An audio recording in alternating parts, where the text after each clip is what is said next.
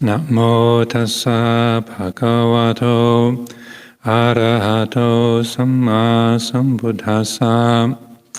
Namo tassa bhagavato arahato samma sambuddhassa. Namo tassa bhagavato arahato samma sambuddhassa. Buddhang dhammang sanghang namasami.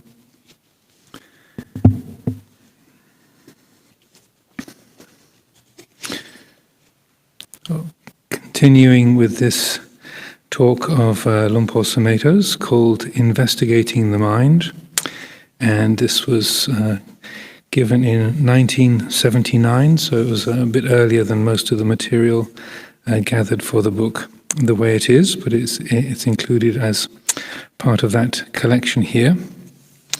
And at the end of yesterday's reading, we were talking about Luang Por's reflections on what is a good meditator, about whether seeing devas and angels and fairies was something of significance, or whether the mind was in a neutral state, or whether it was filled with angry and restless or critical feelings. And that was where we had come to yesterday, and then Luang Por's encouragement to be seeing everything as impermanent, whether it's angry feelings, neutral feelings, or dancing devas and such like. He carries on to speak about faith and doubt as the last part of this teaching. There is faith, there is doubt. In Buddhist practice, we examine the belief and doubt we experience in our mind, and we see that they are conditions changing. I've contemplated doubt itself as a sign. I'd ask myself a question like, who am I? And then I'd listen for the answer, something like, Sumedho Bhikkhu. Then I'd think, that's not the answer. Who are you really? I'd see the struggle, the habitual reaction of trying to find an answer to the question, but I'd not accept any conceptual answer. Who is sitting here? What is this? What's this here? Who is thinking anyway? What is it that thinks? When a state of uncertainty or doubt arose, I would just look at that state as a sign, because that is where the mind stops and goes blank, and then emptiness arises. I found asking myself unanswerable questions which would cause doubt to arise a useful way of emptying the mind. Doubt is an impermanent condition. Form, the known, is impermanent. Not knowing is impermanent. Some days I would go out and look at nature, observe myself just standing there, looking at the ground. I'd ask myself, is the ground separate from myself? What is that? Who is that who sees the ground? Is that ground with those leaves? Are those leaves in my mind or outside my mind? What is it that sees? Is it the eyeball? If I took my eyeball out, would it be separated from myself, taken out of the socket? Would I still see those leaves? Or is that the ground there? Or is that ground there when I'm not looking at it? Who is the one who's conscious of this anyway? And sound. I did some experiments with sound because the objects of sight have a certain solidity. They seem fairly permanent, for today at least. But sound is truly anicca. Try to get hold of it and hold it. I'd investigate my senses in this way. Can my eyes hear sound? I cut off my ears and burst my eardrums. Will there be any sound? Can I see and hear in exactly the same moment? All sense organs and their objects are impermanent, changing conditions. Think right now, where is your mother? Where is my mother right now? If I think of her in her flat in California, it's a concept in the mind. Even if I think California is over there, that's still the mind thinking over there. Mother, quote unquote, is a concept. So, where is the mother right now? She's in the mind. When the word mother, quote unquote, comes up, you hear the word as a sound, and it brings up a mental image, a memory, or a feeling of like or dislike or indifference. All concepts in the mind which we take for reality are to be investigated. So, know what concepts do to the mind. Notice the pleasure you get from thinking about certain concepts and the displeasure that other concepts bring. You have prejudices, biases about race, nationality. These are all concepts or conceptual proliferations. Men have certain attitudes and biases about women, and women have certain attitudes and biases about men. This is just inherent in those identities. But in meditation, female and male are concepts, feelings, perceptions in the mind. In this practice of vipassana, you penetrate with insight into the nature of all conditions, coarse or refined. Insight breaks down the illusions that these concepts give us, the illusions that they are real. So there's many elements in those few paragraphs of this part of the talk. Back in the early 80s, I think it was early 1981, one of the first community retreats we had at Chithurst, and Luang Por Sumedho introduced us both to listening to the nada sound, the inner listening, and also to this active use of the question, who am I? And in those days, life at Chithurst was pretty basic, so the winter retreat was 2 weeks at that point, if I remember correctly. The rest of the time we were very active, just patching up the house and helping to survive the winter and sort of do what we could to make the place livable. But we did have that retreat time. So this particular method, Luang Por Sumedho had learnt using the question, who am I, through the instructions in a set of books called Chan and Zen Teaching, or Chan and Zen Training, I forget the exact title, by Charles Luke, translated by Charles Luke. And when he was in the Peace Corps in Borneo, a friend of his who was I think stationed in Hong Kong got these books, I think published by Ryder, in English, and then sent them to him as they knew he was interested in Buddhism and meditation.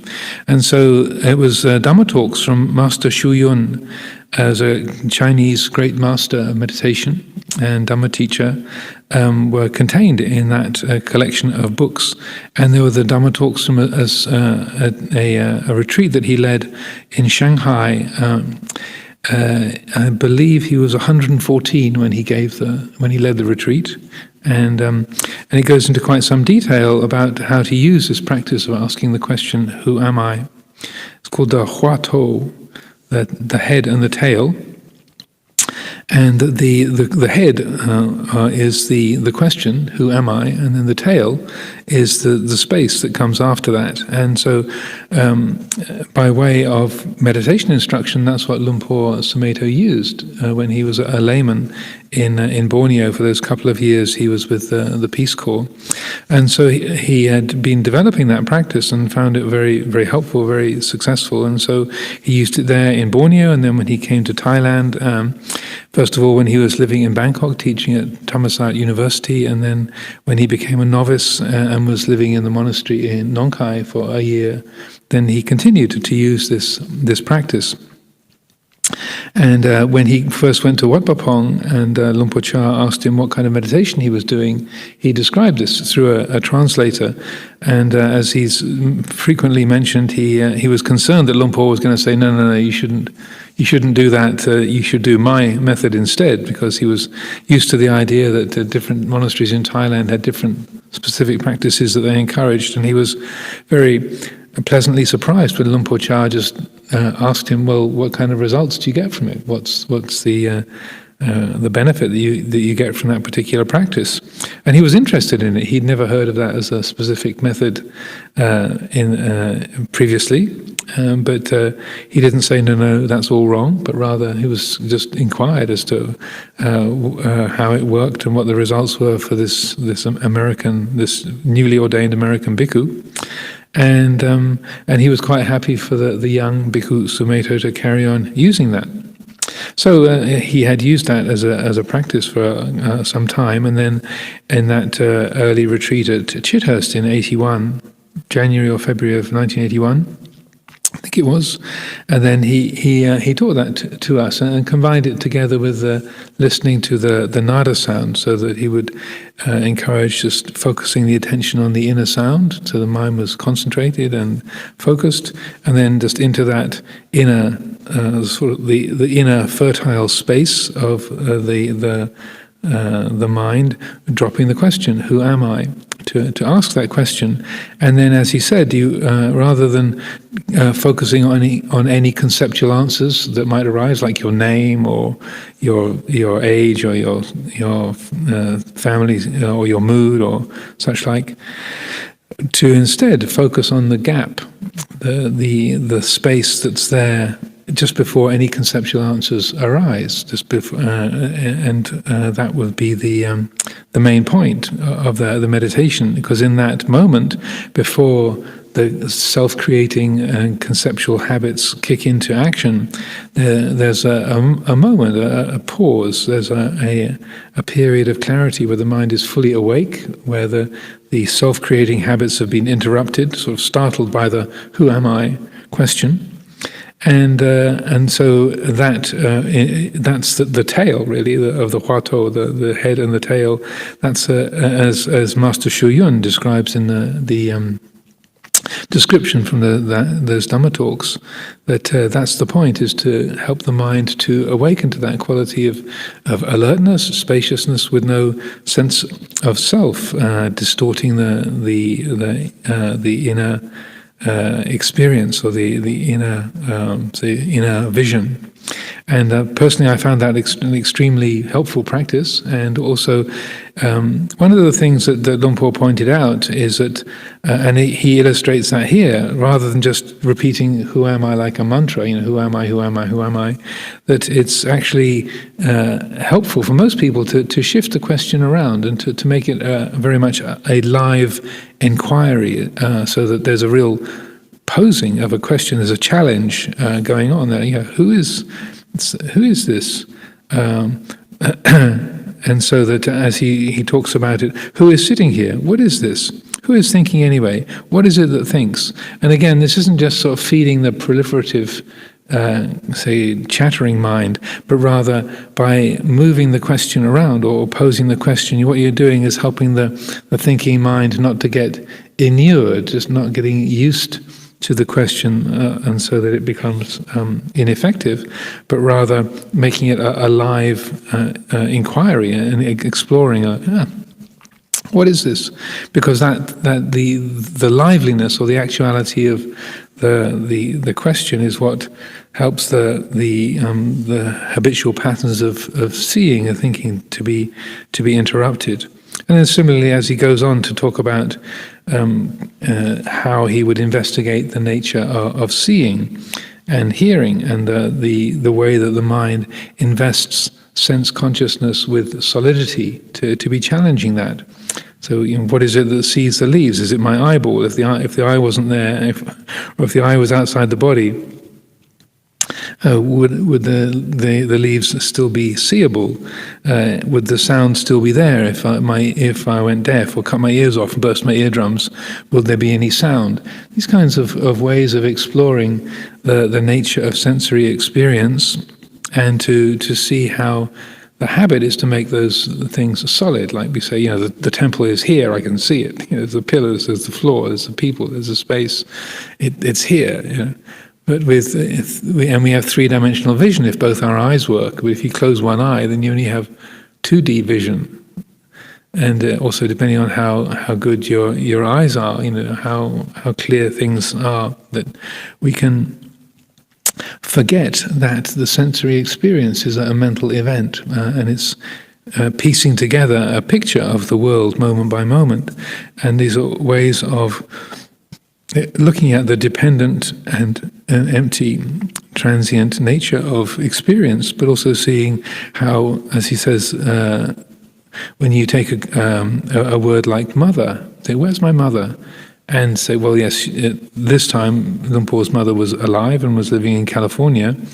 But as he says, that word mother is a concept. It's taking shape in the mind. The idea, the image, the mental image of your mother, it's arising in the mind. It's a mental event.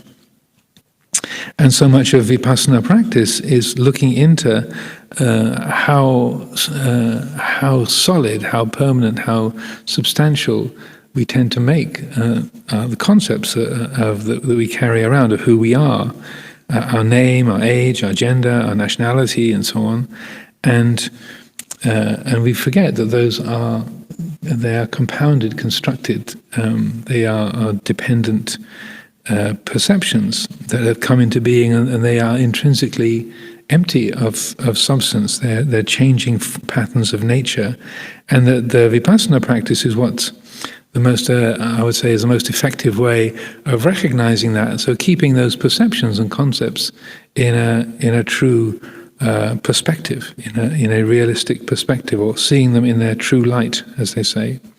And then the reflections on anicca, dukkha, anatta, they are tools that are applied to sustain that same kind of clarity, to help to relieve that kind of distortion that comes from habitual identification. I am the body, I am the personality, I have this nationality or this age, this is my name, this is who I am, and so on. And to keep a focus on that, or to keep a perspective on that, so that the mind sees things far more in accord with their basic reality. So, any thoughts, questions, reflections on that? Yes, Anagarika Michael, you were there first, a moment before Gaspar.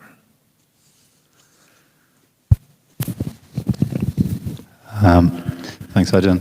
I wondered if Luang Por or yourself or any other teachers ever came across or would recommend the kind of intentionally switching between like trying to amplify self-view and then going back to a more spacious mind state to kind of intentionally get familiar with the dukkha of the first one and the space of the second one. Yes, I think that in a way similar to the practice I was reading about a few days ago, where you amplifying an emotional state, like I am angry, that's what I am, or criticizing somebody else. You know, if Anagarika Michael is the source of all my suffering, if he didn't exist, I would be happy. You know, kind of inflating a judgment or a reaction or an emotion. It works exactly the same way. Looking at the habits of self-view, like I am a man. That's absolutely and completely what I am. I am male, or I am a Theravada Buddhist. I am that, or I am Ajahn Amaro. That's exactly what I am, and completely what I am. And in the same kind of a form, if you, and I found that using the inner listening a helpful sort of framework for that. So focusing the attention on the inner sound, on the nada, letting the mind be sort of awake and as spacious as possible. And then just dropping that in, like, I am Ajahn Amaro. This is my body. I am the owner of this body. It's mine. And then watching what occurs in a way that you're arousing the quality of intuitive wisdom with that. You're helping the mind to see things more clearly, and so you end up kind of, I mean, as with emotional states and judgments, I find you can hardly get to the end of the sentence, even though it's a short sentence, before it falls apart. Like, I am Ajahn Amaro. And before you get to the end of the sentence, it's like, well, what's that? What's that? What's that got to do with anything real? Like, well, that's a name, but what? And or I am a man, or I'm a Theravadan Buddhist, or I am English, and that the absurdity of it, or the limited quality of it, is it's intuitively apparent. It's not a concept like saying, "Oh, I'm not completely a man because," or "I'm not really a Theravada Buddhist because."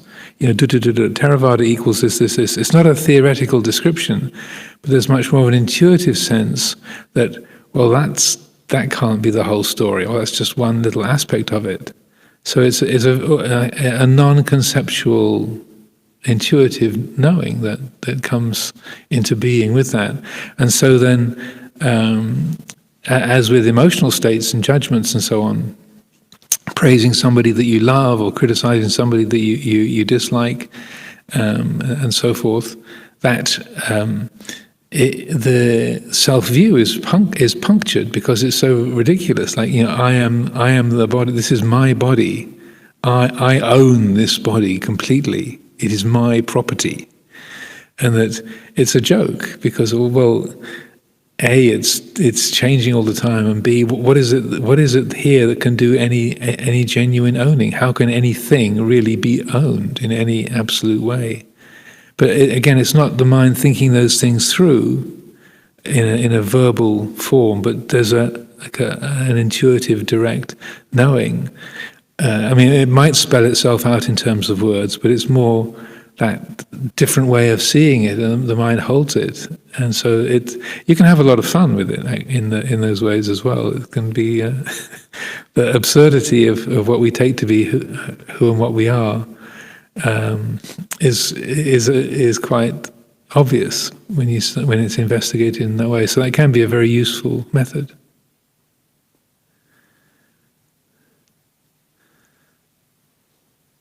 Any other questions, thoughts, reflections? Oh yeah, Gaspar had one. Go ahead. Thank you, Ajahn. Just a brief comment with respect to Huatou.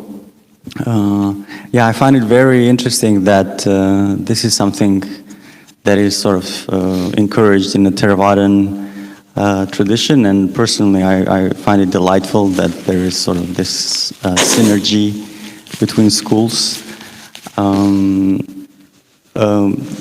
Coming from a Zen sort of tradition, having sort of practiced with this method, one of the reasons why I am here was to sort of explore also different methods, and then it's very interesting to be here and to see that this is also something that can be incorporated into the practice. So I feel very fortunate for that. And then I guess the question that I had is with respect to the actual mechanics of how this thing works, from the psychology of child development, in the way that Jean Piaget has coined this term of cognitive conflict, which is when a phenomenon that violates our expectations appears, sort of the mind is left in a kind of a spacious blank, and then it's trying to figure out what has happened, and then there is a learning process. Do you see in your experience any connection in these terms, cognitive conflict, and for example, using koans or huatou? Thank you.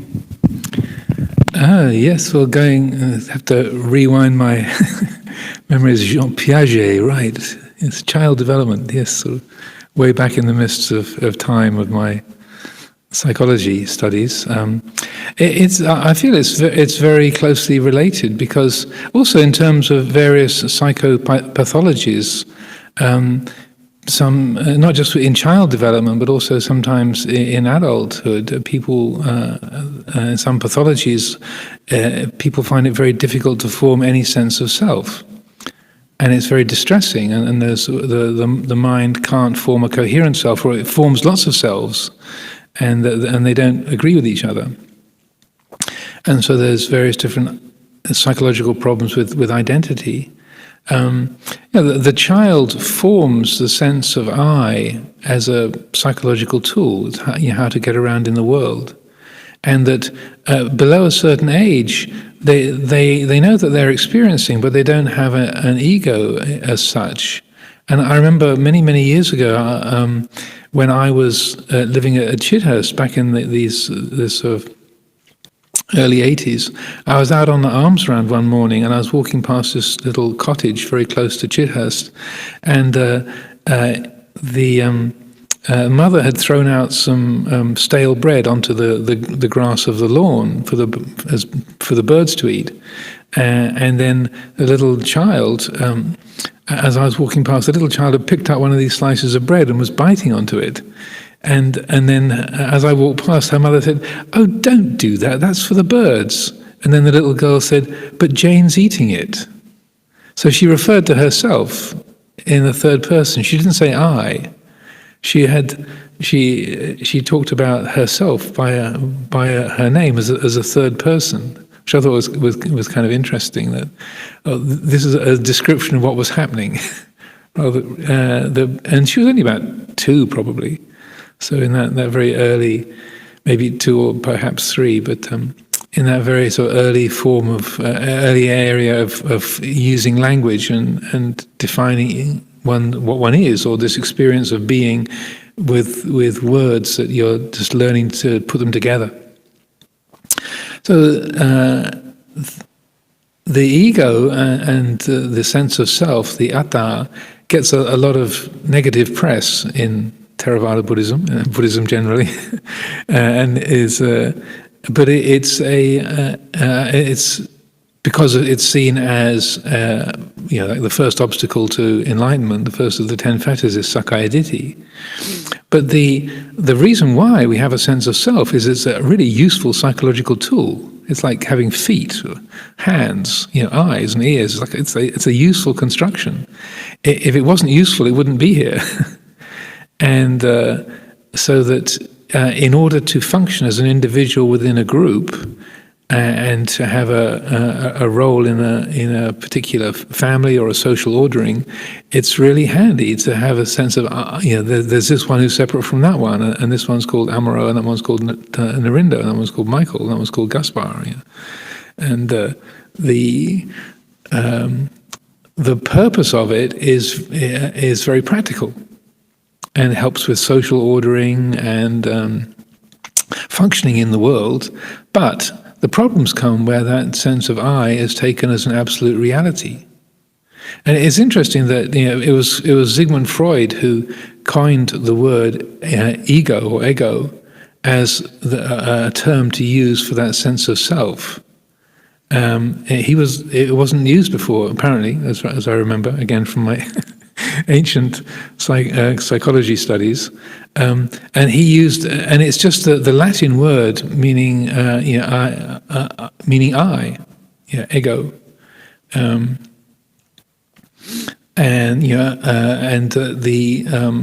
so it was a use of a particular word to refer to that I feeling. And so that he was the first one to use the word to refer to a psychological structure, and I think in a very similar way, it's not to be understood or to be looked at as an absolute reality, but it's a mental formation that has a particular purpose, like a hand with 4 fingers and a thumb, and feet with the toes and the heel and the ankle and so on. It has a very useful purpose, but just like your hand or your foot is not an absolute reality, the ego isn't an absolute reality either. It's a formation with a limited range of uses. And the problems come where the I feeling is taken to be absolutely real or of absolute value. If I say it's good, therefore it's good. If I say it's mine, it's therefore mine. If I say I am this, then that's an absolute truth. That's where it becomes a cause of dukkha. If it's understood just as a feeling or as a convention, a mental formation that has its purposes, then it is very handy, very useful. There's a particular passage in the suttas where So the Buddha's talking about his use of language, and he says, how he does use personal pronouns. He will say, I forget the precise context of it, but it's like along the lines of, why do you use personal pronouns like he, she, we, they, you, when all dhammas are not self? And I don't have the reference in mind, but the Buddha responds by saying, the Tathagata uses those terms without any confusion. These are just figures of speech that are in common usage and are of practical value, but the Tathagata uses such terms without any confusion, without any imputing of a permanent, independent, individual self. So that usually when he's talking about himself, he says the Tathagata, but every so often you do find it in the scriptures where he just says ahang, says I. And he just refers to himself in that very kind of informal way. Not very often, but sometimes. And so that is not saying, you see, the Buddha believes in self. It's like, no, it's just a figure of speech, and it's not taking anything more than that. So, in terms of child development, it's really useful for a child to develop a sense of self, like this bit is separate from the rest of the world, and it's connected to the world, and this bit is me, and that bit's mum, and that bit's dad, and that bit is stranger, and that bit is friend, and that bit is the dog, and so that it's forming its sort of a map of the world, and it's handy to have that. It's useful, and if it doesn't form in a coherent way, then it produces psychological difficulties of one kind or another. But if it does form in a skillful way, and then using these practices of the Huatou, it's like breaking the habit of taking the I am the body, I am the personality. And it's breaking the habit of seeing those as absolute truths and saying, well, it can only be a convenient fiction. It's saying I am British is a convenient fiction. What is Britain? Britain is an invention. It's an idea in the minds of a number of human beings. It doesn't have any absolute existence. I'm English, or I'm from Kent. I'm a man of Kent. That doesn't mean very much beyond the people who grew up in Kent. I'm a Kentish man or a man of Kent, depending on which half of the county you were born in. Doesn't mean anything to anybody else. So that kind of practice of the Huatou is getting those things into perspective, and the things that we take to be really inarguable, like I'm a human being, or I'm a person, or I am I'm a woman, I'm a man. These very sort of substantiated conditions, or that I'm a human being. That's what I am. That it's challenging those as well, and say, well, how solid, how real, how absolute is that? And the more that the practice is developed, and the more comprehensive, the more deeply those insights reach, and so that the mind can recognize how can any condition be who and what we really are. And even using words like we or I is like, the more the practice is developed, then it's a yes but. So just like the Buddha's saying, those personal pronouns, we, I, you, they are employed without confusion, and that the more that is understood, and you see this is a construction, it's come into being for a particular purpose, it can't be anything absolutely real, that's it. Yeah, please.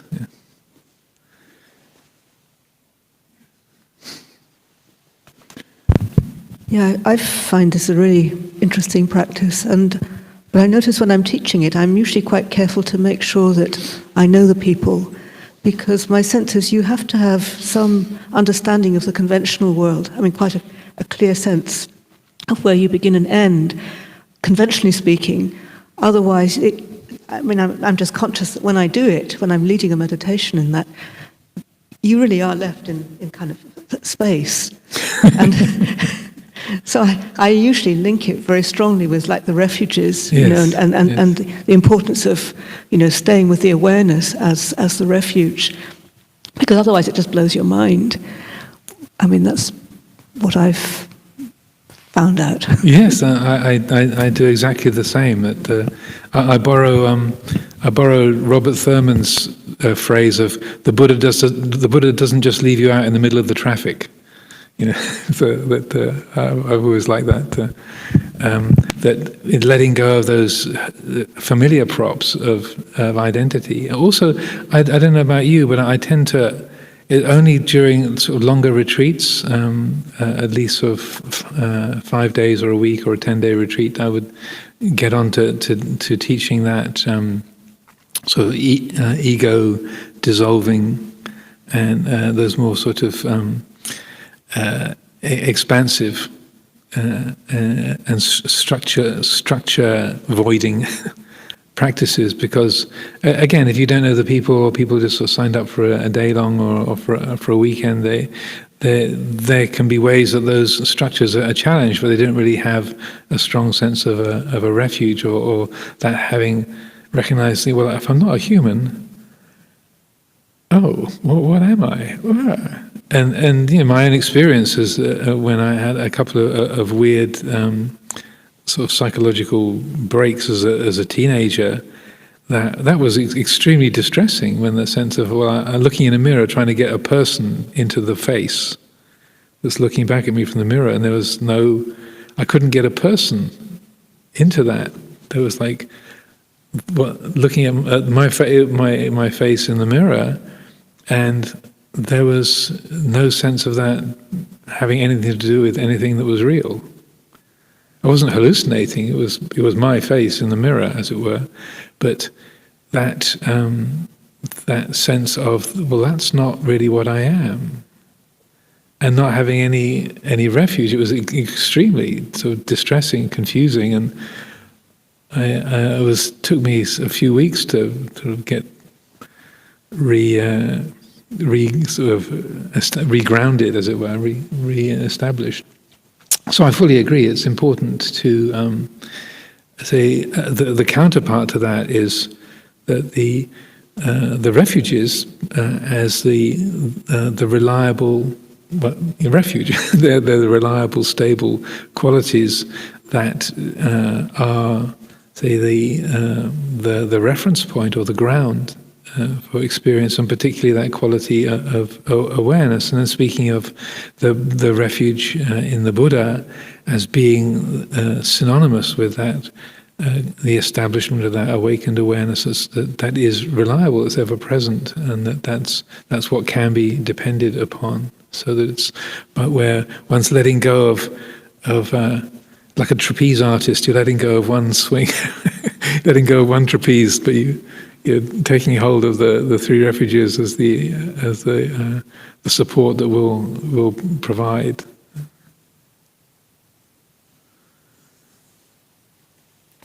Okay, so I'll carry on.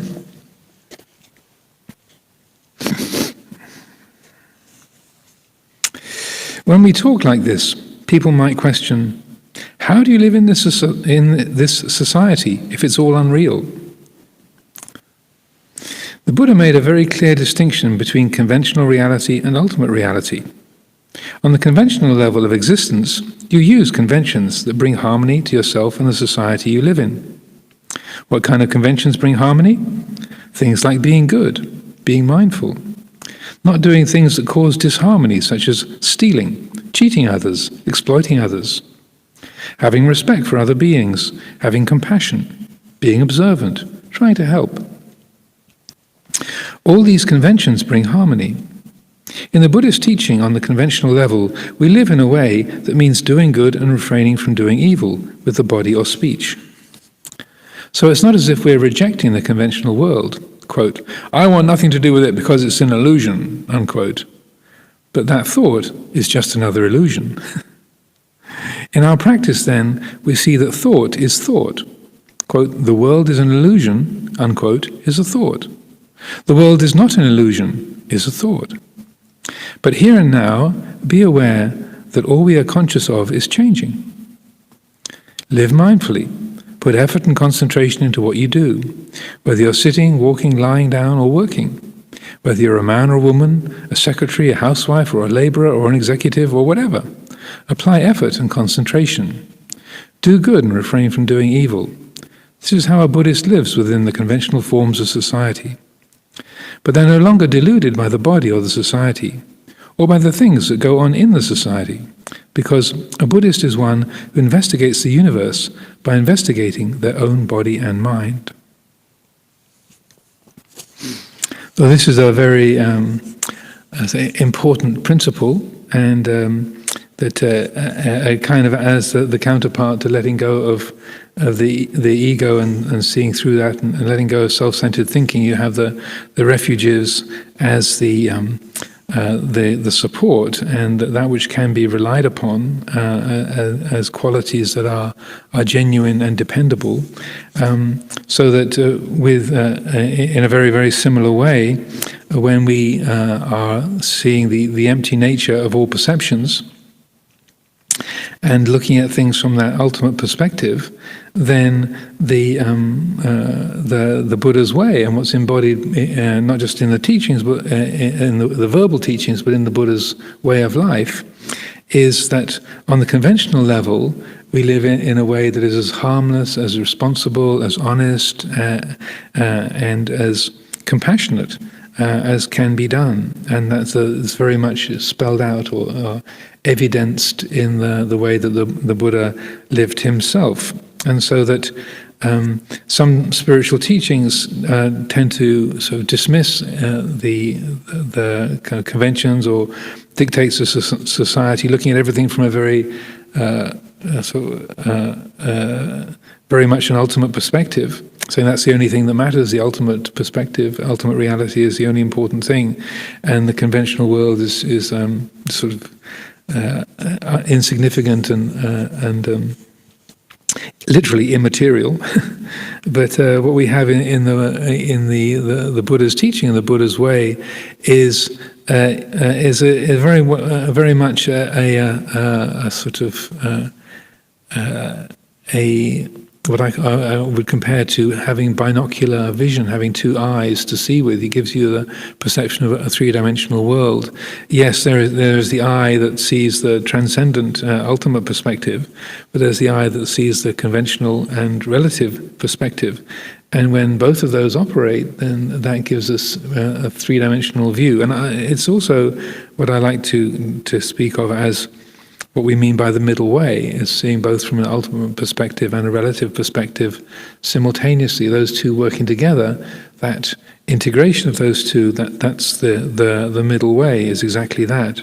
So that if we spell it out, if there is that, say, quality of really being in accord, the heart is fully in accord with its own nature as Dhamma, then that manifests as harmlessness and honesty, respectfulness, compassion, and loving kindness in action and speech, and the motivation to be of benefit to other beings, to do good, to refrain from harm.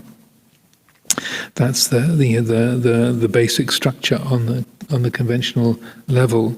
And that the doing of good and the refraining from harm is, if it's informed by that ultimate perspective, then that's not, say, built around the feeling of self. I should do good, I shouldn't do harm, I should keep the precepts, I shouldn't do anything selfish or destructive. If both eyes are working, as it were, if both perspectives are functioning, then what is done is the good, what is cultivated is the wholesome, but that's not built up around self-view. I should do this, I shouldn't do that, I have to be more this way, I have to be less that way, but rather effort is made to cultivate the good and to let go of the unwholesome, but based on mindfulness and wisdom rather than based on self-view. And So that what we call right effort, samma vayamo, is effort is being made to cultivate the good and to let go of the harmful, the destructive, but that is not based on I and me and mine, but rather it's guided by mindfulness and wisdom. That's why right effort, samma vayamo, the skillful action and skillful effort, can be made. So the effort is being made, work is being done, a direction is being given to our lives, decisions are being made, but that is that being based on Dhamma, then that leads towards peacefulness rather than being, say, desires that are based on self-view that then lead to more conflict and difficulty. So it's a big difference between the mind driven by bhava tanha and vibhava tanha, the desire to become or the desire to get rid of, on the one hand, where that effort is guided by self-view and conceit, desire and aversion, on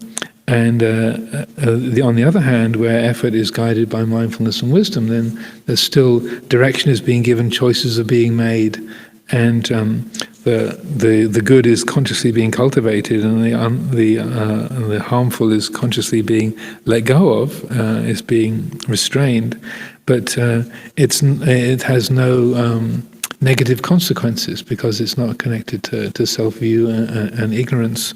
That's why right effort, samma vayamo, attuned effort, is part of the Eightfold Path. And sometimes people feel that any kind of choosing or doing or working or directionality, any sort of desire, must necessarily be contrary to peace, or must be an intrusion upon our peacefulness. But if that was the case, then right effort couldn't exist. It wouldn't make sense.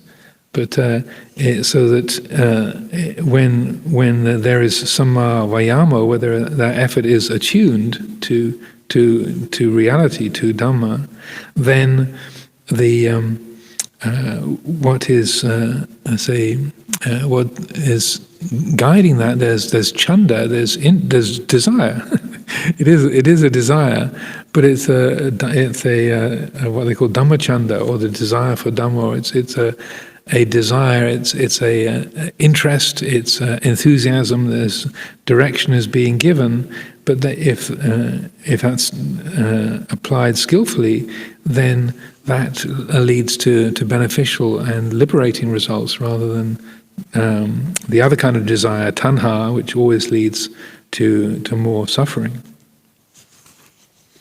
So, any questions, comments, reflections?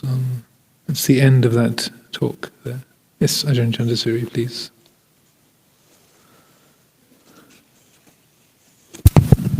I mean, what you've just been talking about, Ajahn, is kind of like the fulfillment of right effort. And it seems important that we have to begin somewhere, and maybe our efforts do start off with being full of ego and conceit and pride and all the rest of it. But certainly in my experience, I mean, this is how I learn, by getting it wrong. So I do something good, but with not coming from the right place. And then there's dukkha, so then the investigation of dukkha. So it seems that investigation is a very important part of it, sort of looking out for the results. It'd be lovely I'd love to be able to do everything from the right place. Wouldn't it be nice? Yeah. But it's what I love about the Buddha's teaching elsewhere, where it's very much, just do good, and don't worry too much about the intention, just do good. And then little by little, the intention seems to be purified as we kind of observe the results. Yes, yeah. I would fully agree. That, I remember one time Luang Por, on a retreat, actually, somebody asking a question about, how you could be sure of your intention if you maybe doing something to help, helping an old lady across the road might be coming from a place of, pride or, wanting to be noticed or something. And I remember Luang Por just saying, well, if it's good and it's kind, just do it. Because realizing that we can get very caught up with being too worried about our intention. Yes. Sometimes, because we just don't know. No, I think that's a very good point, and that that but at least being aware of, I'm doing this good thing, but there's part of me that's calculating how many brownie points I'm getting for it, so that, but at least being aware of that, and that, so many of Luang Por Chah's teachings, when people would come to make merit or make offerings, and he would talk about, ideally you come and make offerings and come to visit the temple to practice the Dhamma, and that you're not thinking in terms of scoring points or getting a ticket to heaven or such like. But if that sort of worldly calculation is going on, like, I think this is a lot of boon from this, that at least to be aware of that, and then that, exactly as you said, it helps you along the way, and that it's. And rather than thinking, I shouldn't come and make offerings, I shouldn't. I had a really good period of meditation. My mind was really clear, but I got carried away with the idea that this is really meritorious. I'm sure I'm making a lot of good karma here. Therefore, I shouldn't meditate because that was a conceited thought. I would say that really is a wrong view. I remember many years ago, I was. Using the male public loo at the end of the publications block, and I noticed that the sink was really grubby. There was bits of broken soap around, and there was sort of grubby marks from people who'd used it before. So I used the toilet, and then I was cleaning up the sink, and say, I didn't even use this. I didn't even use the sink. I'm cleaning it up for other people. And there's, I'm probably the only person in this monastery who will make a point of cleaning up the sink and the windowsills for other people. And then I had this thought, well, that's really conceited. Who do you think you are? Well, you're so kind of proud and inflated. You think you're so special. And then I had the thought, well, maybe I shouldn't clean the sink or clean up the cobwebs around the windowsill and all the dead bugs, because this kind of ugly, conceited thought arose in my mind. And then, just as you were describing, the secondary insight arose, no, clean the sink, clear off the cobwebs, and just deal with the conceited thinking that comes from that. Just be aware of that. It's better that you clean the sink and keep the place tidy and do good things, and then if conceited or inflated acquisitive thoughts arise on account of that, well, just learn to let go of them. It's better that you do good and then let go of the worldly thinking around that, rather than thinking, I shouldn't do anything good, I shouldn't be helpful, I shouldn't be kind or generous, because it makes me sort of conceited or think about the merit I'm creating and such like. So that I feel it's a very good principle to have in mind. But just that, in a way, that investigation, that reflecting upon the egotistical thoughts that arise around those things, that's really the best we can do. That's an extremely helpful thing, just to be aware, look, I'm really making a meal out of this, or that I'm comparing myself with that other person who is never helpful and or never does anything useful or generous, and I'm thinking how good I am and how inferior they are. Look at that. Oh, yeah. What does that feel like? What's the tone of that? And it's a skillful practice to get to know those mental habits. You can't just snap your fingers and make them stop, but it's learning to recognize what they are and to see the sort of unskillful or the ugly quality of those, and just let that the simple raw impression of that have its own effect. And also Ajahn Chah said a similar thing about his own practice. He said, I used to get so irritated with other monks when I would go and stay in monasteries.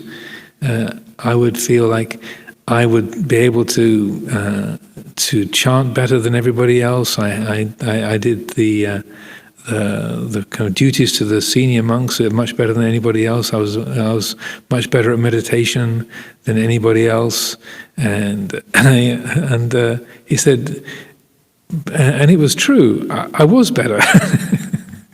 I was actually better than the other people at all those things, but the problem was that my mind was making a meal out of it. The mind was really getting sort of carried away with that, and so in a similar dynamic, that rather than therefore I shouldn't try to be helpful, or I shouldn't do the duties properly, I shouldn't chant so well, or I should deliberately be less focused in the meditation, so I won't get conceited. It's like, no, it's like, you are able to do these things. You do have a generous nature. You are skilled at this and that.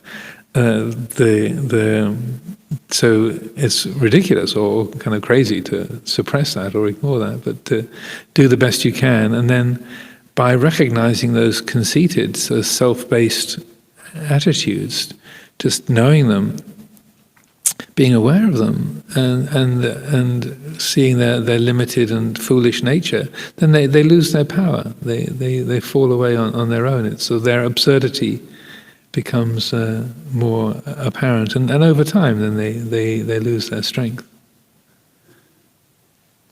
Yes, one last one, William. I'm just wondering, in lay life, what's your best recommendation for dealing with people with really strong superegos when we're trying to practice, and a lot of conflict arises because of their sort of ego strength? I think it's very dependent on particular situations. What's your connection with that person? Is that your boss? Is it somebody who works for you? Is it your parent? Is it somebody on the street that you don't know, you have never met before? Work colleague. Work colleagues. The short answer is be mindful. And that wanting other people to be different so that you'll feel comfortable is suffering. And that the most helpful thing I found is to not create people. So that, say you have a particular conflict with somebody in the workplace, and they're really sure of their own rightness, and you tend to conflict, or you've had a few abrasive moments, and so then because you're a kindly person and you want things to be harmonious, or you want things to work well in your working life, then the mind says, "Oh, I should be like this, and I should say this to him, and then if I say that to him, then hopefully he'll come back like this, and then when he comes back like this, then I can say that to him." And we script these things. We carry a mental image of the other person, or we recollect how that conversation went. Oh, if only I'd said this to him or to her. If I'd said that instead of this, then it would have gone differently, and then she would have been less upset. And so we create each other out of good intentions, trying to fix things or make things right. Then I can create William. I want to give a good answer so that William will be satisfied. It'll be something that's helpful for him. And so if I create you and carry you around in my mind, then when we have a conversation, I'm not really together with you in that moment. I'm relating to my mental image of you. The things that I hope for, the things that I'm afraid of, the things that I've been upset by, the mind is filled with that mental imagery or that habit. And so it's when you're not around them, when you're not in the same room, or just to notice how much your mind creates a person, and then to consciously say, just leave it be. That yes, I aspire to good relationship and a good working environment, so when I think of that conversation, there was these helpful elements, these painful elements. Right, let it go. Don't create that person. Don't create myself. And then the more that we're able to do that, and I work this way a lot in the monastery. So I do my best not to create any of the Sangha members and lay residents here. And so that when we meet, we're actually, there's a real communion as a meeting, rather than if I've got an idea about you and I think, oh, he's like this and he's like that, and I like this part and I don't like that part and I'm worried about this part, then when we meet, I've got this whole sort of set of layers of projection and imagination that are clogging up the field. And it's far more helpful to consciously let go of those creations, letting go of your creations about each other. And then, even if they've got a lot of creations about you, which you can't control, but the more that you're fresh to the situation and you're uncluttered about the encounter, the meeting you're having, or that live situation, then you can be much more attuned to what's really going to be useful to say or to not say, or to crack a joke or be serious, or whatever is appropriate. And then, and it does, even though you can't control what somebody projects onto you, if they're determined to see you in a certain way, but the more you're really, and this is what I find, that the more that you're really at home in your own skin, and you're not creating projections about who you are, about who they are, the more there's a genuine attunement to the situation, then that helps them to drop their projections and their own sort of self-defensiveness or self-assertion or their kind of assumptions about you. And so that because it's also the tone of your voice, your body language, the kind of ambience of what you're bringing to a conversation, to the work situation, that carries a message as well. And so that even though you can't control exactly, I mean, the more sort of obsessed or psychopathic, the more sort of completely absorbed in their own world another person is, then the less the way you are is going to have an effect. But for most people, there's quite a degree of sensitivity, and the more that you can be at ease and really be attentive and alive to the situation, have a mind that's sort of fresh and not filled with preconceptions or anxieties or plans, then it helps them to similarly be more, in tune with that living dialogue, and helps them to appreciate where you're coming from. And so that then you, I think I was saying that in a Dhamma talk the other day about how you actually have a communication rather than two monologues going past each other. That it's a real communication, a communion. You're actually hearing the other person and they're hearing you, rather than you're sort of, you've got your script prepared and you're just sort of blasting past each other, and there's no real communication going on. So that's my advice. Don't create other people. Don't create yourself, and then things work much more easily. So once again, the clock has gone past 7, so let's finish up there for the evening.